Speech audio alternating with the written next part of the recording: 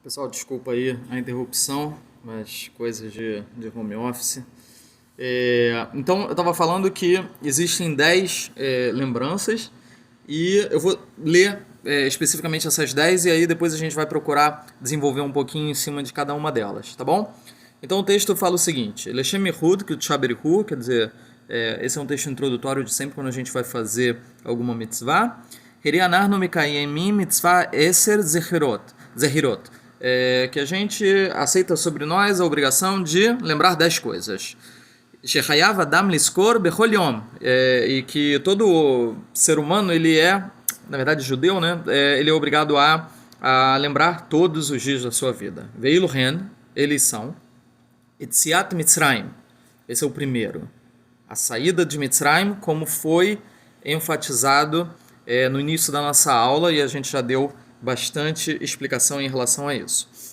Ve'a Shabbat, a gente tem que lembrar do Shabbat, do sétimo dia.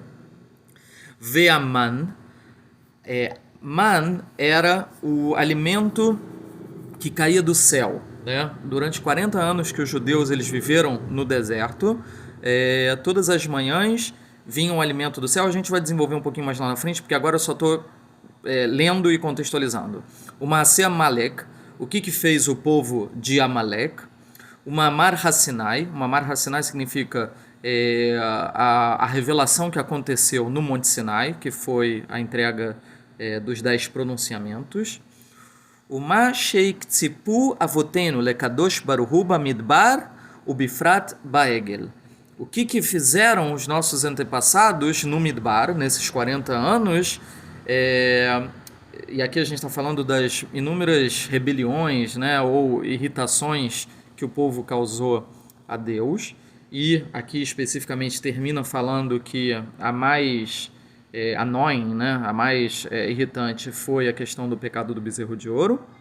O Mashiatsu Balak Bilam Lasot Lavotenu Leman Da'at Tzitko Hashem, o que fez o rei Balak e o feiticeiro Bilam para os nossos antepassados, e que isso foi Deus sabia e fez justiça com eles. O Maaseh Miriam Haneviah, o que fez a Miriam, a irmã de Moshe, a profetisa. O mitzvah vezaharta et Hashem Elokecha ki hu hanoten lecha kor lasot chayil, que de forma geral a gente tem que sempre lembrar que é Deus que nos dá força todos os dias da nossa vida para que a gente possa enfrentar todos os desafios. O Zehirat Yerushalayim tibane betikonen bimhira be'amen amen. Com esse 10º a gente encerra falando que a gente lembra que Yerushalayim, a cidade sagrada, com o seu templo sagrado, ela ainda não foi completamente reconstruída, porque isso exigiria também uma reconstrução em caráter espiritual e não só material, como a gente tem nos dias de hoje. Então vamos tentar passar um pouco mais lentamente por cada um deles. Então a gente falou sobre Etziat Mitzrayim, que é a saída de Mitzrayim, e agora a gente vai falar sobre o Shabat. O Shabat é o segundo em importância, e aí teve a explicação que eu dei lá no início, que Etziat Mitzrayim é mais forte porque ele está relacionado à redenção. Então, e o Shabat ele está relacionado à criação. E aí os nossos sábios eles colocam redenção na frente da própria criação. Por quê? Esse é o conceito, é o seguinte, é que Deus propositalmente ele fez algumas coisas nesse mundo em caráter imperfeito, incompleto. Imperfeito é uma palavra muito forte, mas incompleto, para que os seres humanos pudessem desenvolver uma sociedade com Deus para fazer o tikkun, para fazer o conserto. Então essa é a explicação por que a criação, nessa ordem aqui que eu estou apresentando, ela aparece antes da redenção. A redenção é Etziat Mitzrayim e a criação está simbolizada pelo Shabat. O mais importante de lembrar do Shabat, essa não é uma aula específica sobre Shabat, a gente pode até fazer uma, mas é que a gente tem um dia onde a gente abre a mão de atividades criativas. Então, nas palavras do Rav Jonathan Sachs, todos os dias da semana Deus abre espaço para os 6 dias da semana para que o homem possa exercer atividades criacionais, transformação do mundo. O Shabat é o dia que a gente para a nossa atividade criativa e abre espaço para escutar Deus de uma maneira mais efetiva. Ve'aman. Man é o seguinte, depois do primeiro mês da saída de Mitzrayim, os alimentos acabaram, tudo aquilo que eles prepararam acabaram, e aí o povo começa a pedir para Moshe Rabbeinu, para Moshe, o nosso líder, nosso rabino, para dar alimento para eles. E aí Moshe Rabbeinu implora para Hashem, para Deus, e Hashem combina o seguinte com Moshe: todos os dias, quando os judeus acordarem no deserto, vai ter no deserto, dentro de gotas de orvalho, vai ter uma massinha, né? Alguns grãozinhos brancos, como se fosse um grão mesmo, e as pessoas iam recolher isso, e não importa quanto a pessoa se esforçou, mais ou menos, todas as pessoas recolhiam um homer. Isso era parte do milagre, né? A pessoa pensava que homer é uma medida de peso. Pensava que estava carregando muito mais, um volume muito maior, mas quando chegava em casa e pesava, era apenas um homer. E Deus orientou que não era para guardar para o dia seguinte, porque aquilo ia apodrecer, e que ele ia mandar no dia seguinte novamente. E aí até a Torá ela testemunha que algumas pessoas guardaram e apodreceu, mas nos 40 anos do deserto nunca parou de cair o man. Isso aqui é uma lição muito importante com relação à nossa obtenção de sustento, né? Em aspectos espirituais, tudo está um pouco definido em Rosh Hashanah com relação ao nosso sustento, só que só falta a gente fazer o esforço para que essa brahá, para que essa bênção ela possa vir das instâncias superiores, quer dizer, essa bênção de sustento possa vir de maneira adequada para essa realidade material. Então o man ele representa isso. E tinha um caráter especial no man, que era, na sexta-feira caía uma porção dupla. E aí as pessoas se assustaram quando caiu uma porção dupla, né? Foram pesar e falaram, poxa, ao invés de um homer, tinha 2 homer, 2 medidas de peso. E aí Moshe Rabbeinu vira para as pessoas e fala assim, não, pode ficar tranquilo, porque isso aqui Deus mandou adiantado, e essa porção extra, ela não vai apodrecer, porque no dia seguinte vai ser Shabat e vocês não vão sair para recolher. Vocês vão ficar no lugar onde vocês estão. E, evidentemente, que algumas pessoas teimosas saíram para recolher no Shabat e não encontraram o man. O Maaseh Amalek. Amalek foi um povo que foi cara de pau o suficiente para atacar o povo de Israel quando todos os outros povos estavam com medo de Bnei Israel, do povo de Israel. Quando foi isso? Foi logo depois da abertura do mar. E Amalek atacou por maldade, efetivamente, e principalmente atacou a retaguarda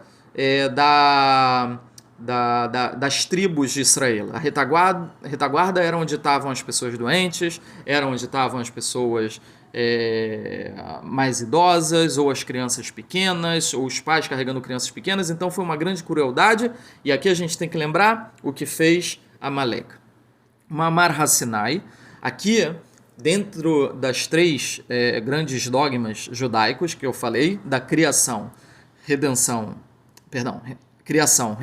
e redenção, aqui a gente completa o tripé. A gente já falou de Etziat Mitzrayim, que é o exemplo de redenção, a gente falou do Shabat, que é o símbolo da criação, e agora com o Mamar Har Sinai, com os pronunciamentos do Har Sinai, é a revelação, é onde o Criador se comunica com as suas criaturas. E é importante frisar que, apesar de que naquela época tinha toda essa pirotecnia, né, todas essas raios e trovões, e barulhos, e fogo, e tremores, etc., é importante frisar que hoje em dia Deus se comunica com as pessoas de uma maneira um pouco mais sutil, com pequenas orientações e com símbolos ao longo do nosso dia a dia. Isso a gente pode até desenvolver também numa aula mais à frente, mas é como se cada pessoa também tivesse um dom mínimo de profecia que estivesse se comunicando com Deus. E o que é necessário para que você se comunique com Deus? Principalmente que você silencie o seu ego. No momento em que você consegue silenciar o seu ego,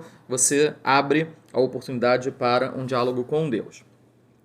O Mashekitzpu Avoteinu Lekadosh Baruch Hu Bamidbar Uprat Baegel. Todos os atos de rebelião, todos os atos de revolta e principalmente de ingratidão que Lógico que da nossa estatura, né, é muito difícil a gente criticar os nossos antepassados, mas como a Torá relata, a gente tem essa permissão de falar que tiveram alguns momentos que a gente agiu como crianças mimadas em relação a Deus, e isso é uma coisa que é para a gente lembrar também todos os dias da nossa vida, para que a gente também não seja ingrato com as coisas que a gente tem. O Sheyatsu Balaku Bilam Lasot Lavotenu Laman Dat Tzitkot Hashem.